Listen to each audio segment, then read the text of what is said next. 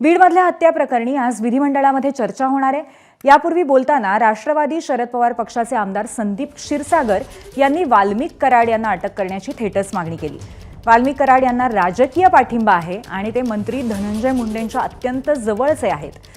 मुख्यमंत्र्यांनी गडचिरोलीप्रमाणे बीड जिल्हा दत्तक घ्यावा आणि कायदा सुव्यवस्था व्यवस्थित करावी, अशा पद्धतीची मागणी क्षीरसागर यांनी केली आहे।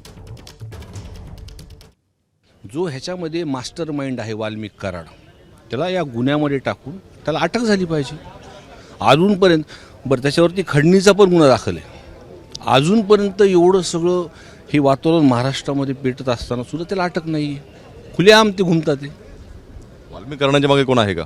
वाल्मिक कराडांच्या मागे नक्कीच या मंत्रिमंडळात जे त्यांचे जवळचे आहेत धनंजय मुंडे साहेब। बघा, बीड जिल्हा हा पुरोगामी विचाराचा जिल्हा आहे।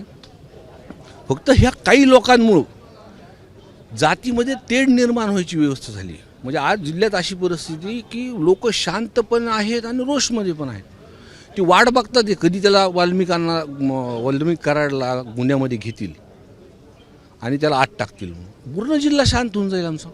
हीच मागणी आमच्या सर्व लोकांची। एबीपी माझा, उघडा डोळे बघा नीट।